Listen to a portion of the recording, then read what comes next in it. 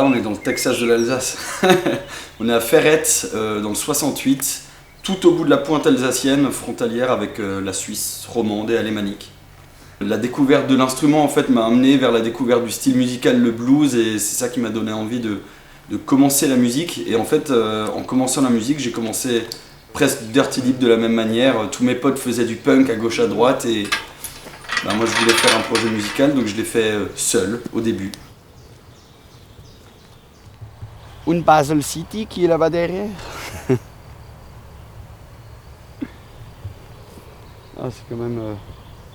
C'est quand même sympa. Donc c'était Dirty Deep en one man band, et puis après ça a évolué avec au fil des années avec la rencontre de Geoffroy Sourp à la batterie, et puis après de Adam Lanfray à la basse, et puis voilà, maintenant Dirty Deep c'est un trio. De plus en plus, au niveau des textes, c'est un truc que j'ai un peu plus fait sur le dernier album Trompe-l'œil, où j'avais une envie, et je crois qu'il y a un peu une urgence un peu de secouer le pommier, quoi.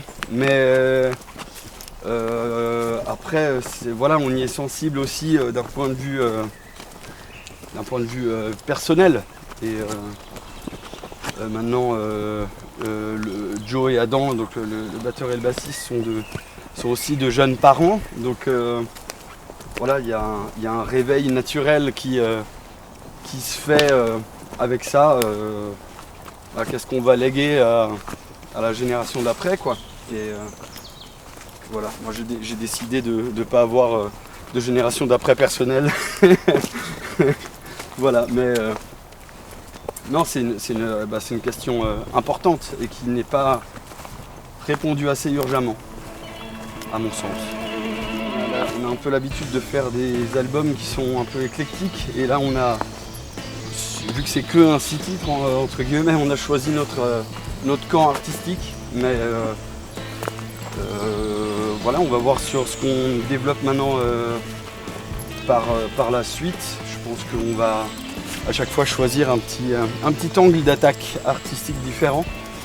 Mais sur le prochain, non, on reste à peu près au niveau des thèmes abordés dans la même continuité que le Trompe-l'œil, l'album précédent.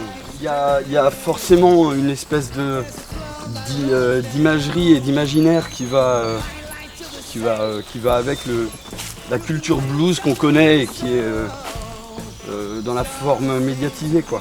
Je pense que quand j'étais plus jeune, j'avais pas la culture d'associer une imagerie qui me parlait beaucoup au fait que ça soit aux États-Unis que ça se passait sur ce style. Mais après, moi venant de la campagne, j'ai toujours un peu été sensible au côté marécage, nature, champ, horizon ouvert, enfin voilà, ces imageries qui sont finalement un peu communes avec le sud des États-Unis, quoi. La grotte des nains, j'ai découvert ça quand j'étais en maternelle, je crois, ou en primaire. On avait fait une sortie scolaire ici. Et depuis que je réhabite dans le Sungo, c'est un peu peut-être une fois par semaine, une fois tous les 15 jours, on fait la petite balade ici plutôt qu'autour de la maison. Là pour l'EP qui va sortir, j'ai écrit tous les textes en marchant, avec un dictaphone dans la poche, et puis voilà, tu laisses partir ton esprit, tu trouves un sujet, puis tu gravites un peu autour, et puis voilà, quoi. Et puis t'as un texte en rentrant, c'est une balade efficace. Le Sungo, c'est un peu, moi forcément, c'est une région qui me touche particulièrement parce que je suis originaire d'ici. Après 10 ans à Strasbourg, je suis revenu me ressourcer ici, et puis maintenant j'y habite à temps plein. Donc oui, si j'y ai posé mes valises définitivement, c'est pour une raison positive. Les The Rock, forcément, on travaille avec quelqu'un de Belfort, Jérémy Durand, qui nous aide à cadrer le projet Dirty Deep administrativement, structurellement et tout ça. Et donc forcément, lui, il est basé sur Belfort, donc Belfort culture et activité étendue. Donc les The Rock, ça a toujours été, on a toujours été un peu sur le palier. Et puis cette année 2024, ils ont décidé de nous proposer de nous ouvrir la porte d'entrée, de nous inviter dedans. Donc voilà, on a accepté l'invitation bien évidemment avec grand plaisir. Et puis voilà, c'est le 5 juillet, une journée où même en tant que festivalier, j'aurais eu envie d'y aller parce que Black Puma, Lenny Kravitz, enfin voilà, il y a plein de trucs cool. Donc ça va être bien. Ça fait 10 ans qu'on travaille ensemble, donc on est devenu une vraie famille, on a tourné ensemble pendant des années. Donc même si je suis moins sur la route avec eux, c'est une histoire d'amour. Ouais, c'est le festival pour moi de mon enfance. J'ai toujours rêvé d'y produire un jour un artiste. C'est le premier que j'y produis, pourtant j'y travaille depuis quelques années. Donc voilà, c'est une vraie fierté pour moi. Mes parents sont là, ma famille est là aussi en tant que supporter numéro 1, donc c'est cool. C'est vraiment une super expérience. Ça fait un moment que je les suis. Là, ils ont sorti un nouvel album que je trouve vraiment très très bien. Et puis je me suis dit c'est le bon moment maintenant pour les programmer. Et voilà, j'ai pas hésité une seconde. Et voilà, ils font partie de notre attachement à la scène, on va dire régionale. Et donc notre idée, c'est de programmer aussi les groupes régionaux, de leur laisser la chance de jouer sur les Eurocaines. Et en plus, là, on les a mis sur la plage, donc qui est une des plus belles scènes du festival. Donc voilà, je pense que le contrat est rempli. C'est pas notre premier grand festival. Je pense que c'est le plus gros qu'on ait fait, mais on avait déjà fait des cabarets verts ou ce genre de choses dans les Ardennes, entre autres. Et à chaque fois, ça met une belle motivation en tout cas. Ça met une motivation, un step-up où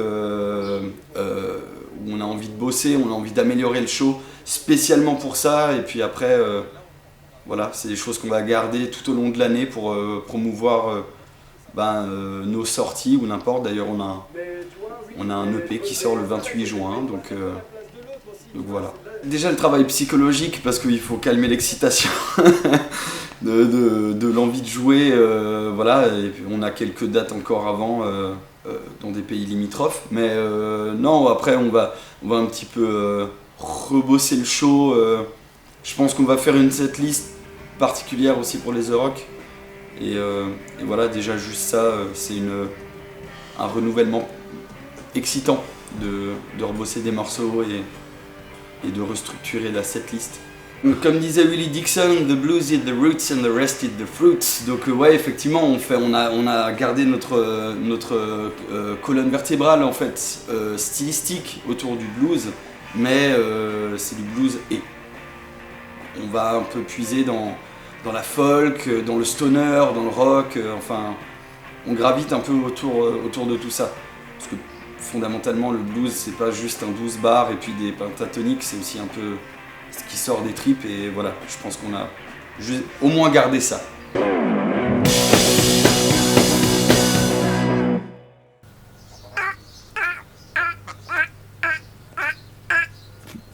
Voilà, ils pensent qu'ils doivent rentrer maintenant. Et que la bouffe arrive accessoirement. Non, c'est ce soir, je rigole. Hein. Tu vois, je te présente le reste de la vue. Mais non, là ce matin, la petite balade, je récupère les œufs des cannes. Puis voilà, après je me mets à bosser, soit faire de la musique, soit envoyer des mails. Malheureusement, un peu trop envoyer des mails. Dans le blues, dans le blues rock, l'histoire du blues rock français, il y a mine de rien pas tant d'exemples, à part voilà les grands chanteurs des années 60-70 chez nous quoi. Donc tu tombes vite dans Johnny, Cabrel, tu vois bien, tu fais du rock un petit peu engagé, t'es tout de suite Noirdez, tu fais enfin. C'est pas assez vaste. Déjà, ouais, c'est compliqué d'écrire dans la langue, et puis c'est pas assez vaste d'un point de vue comparaison pour sortir vite d'un carcan, contrairement à voilà, la musique américaine. Je veux dire, tu fais un truc qui se rapproche de la country. Il y a tellement d'artistes de country aux États-Unis que, enfin, tu vois, tu vas vite. Personne va te dire oh, ça ressemble à Angoulême ce que tu fais. Enfin, je veux dire, il y en avait qu'un. Chez nous, on n'a pas assez d'exemples. C'est vite frustrant, je trouve, d'être comparé un peu trop. On a la comparaison facile.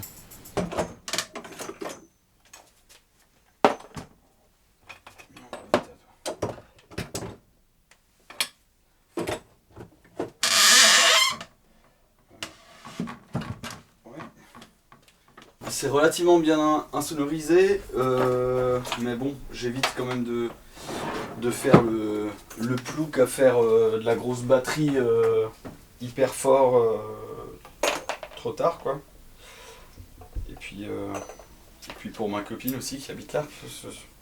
Après ça va, je crois qu'on entend plus dehors que dans le salon. Là j'avais envie d'essayer de placer du tambourin sur un ou deux trucs de ce morceau de mon EP solo qui sortira vers la fin d'année.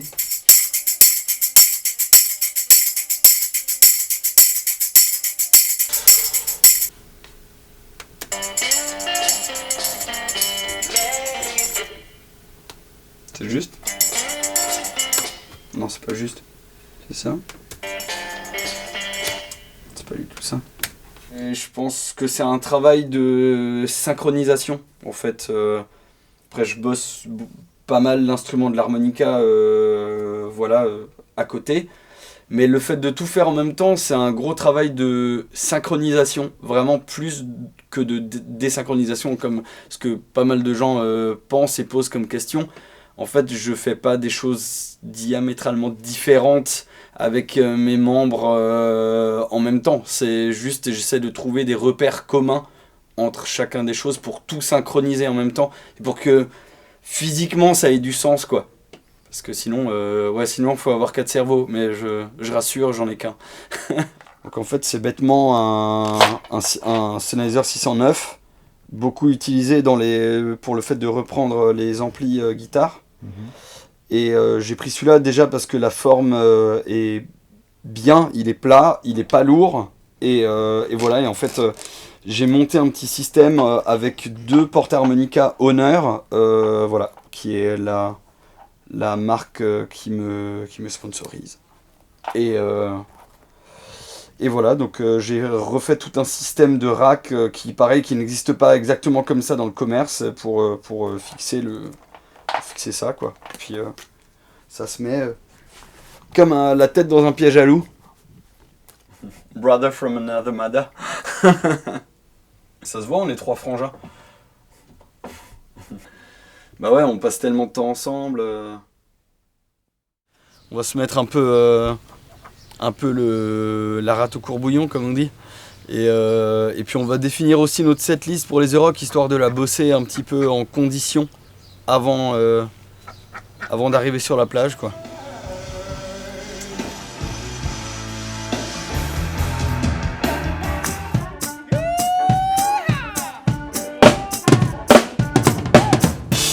Tu habites toi aussi. Non, mais je le commence avant, Herbo, le staff. Non, parce que c'est bien quand on le fait tous ensemble, enfin quand j'expose, c'est là où tu mets de l'harmonie avec moi. Ouais. Et faudra juste qu'on soit vigilant. J'ai senti que c'était un peu...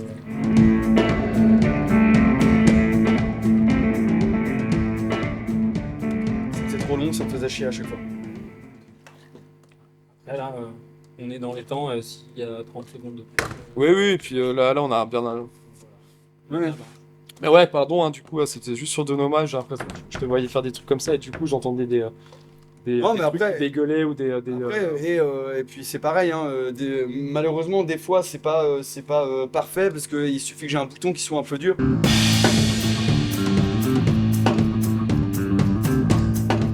On passe d'un extérieur à un plein air, enfin d'un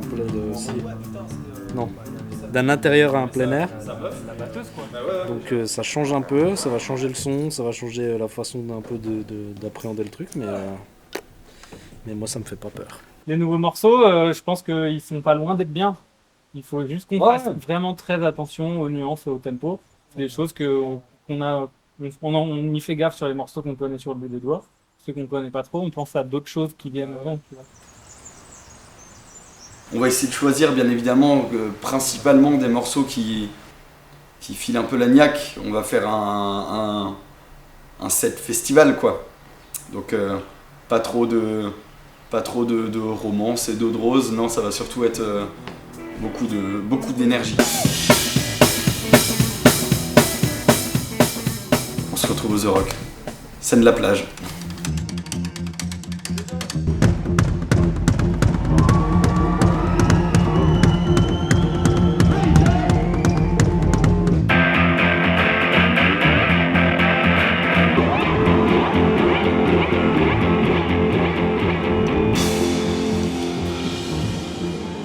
émeut un peu parce que je lui disais que quand il était petit, on était venu à Belfort et on n'avait pas pu assister aux Eurokéennes à l'époque parce que c'était Metallica. Et il voulait voir Metallica avec son grand frère. Et du coup, on n'est pas venu. Et puis là, il se retrouve maintenant à jouer aux Eurokéennes. Alors, je me suis dit, ça te fait quelque chose? Il m'a dit, bah ouais, quand même un peu. Voilà. Tout petit, il avait envie de jouer de la basse. Ça lui a passé à l'âge de 13 ans. Il a arrêté. Puis à 16 ans, 17 ans, ça l'a repris. Donc, on ne l'a jamais forcé. Quand ils viennent pas trop loin de chez nous, on va les voir. On va les voir. Ils dorment à la maison. Voilà, c'est un peu les deuxième et troisième enfants. Et comme on en a un autre, ça va faire troisième et quatrième. Mon chapeau! On m'a volé mon chapeau! On le suit depuis plus de 10 ans, puisque c'est notre fils, Victor. Round Mary keeps on turning. Round Mary keeps on rolling. C'est extraordinaire, depuis le temps qu'il l'attendait et qu'il l'espérait. Donc on est ravis, enchantés pour lui, et on lui souhaite de faire une prestation digne de son niveau.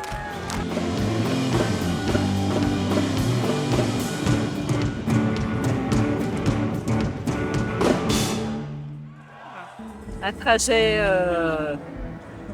avec des hauts et des bas, mais beaucoup de plaisir toujours aussi. En fait, il nous a introduit un petit peu. C'était pas vraiment notre style de musique, mais il nous a beaucoup appris et il nous a ouvert des portes. Et c'est un milieu maintenant qu'on apprécie.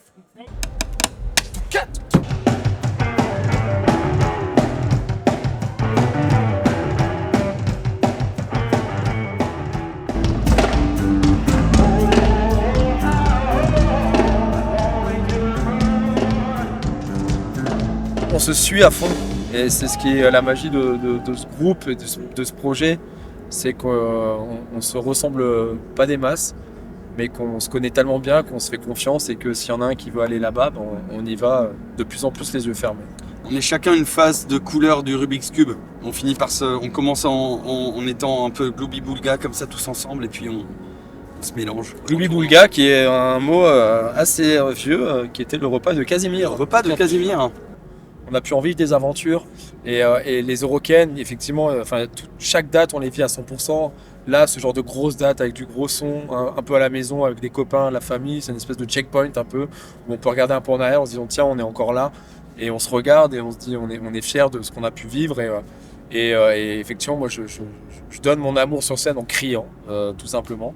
Oui, on est frangins quoi maintenant. C'est ça, c'est signé par le sang une paire de fois, je pense. Ouais. On a le même sang maintenant. On a les mêmes femmes, on a les mêmes parents. Il y a plein de concerts encore.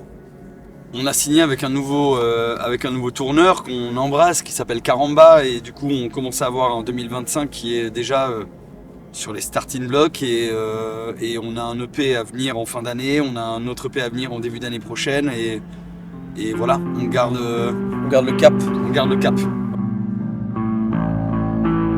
Voilà, très très content.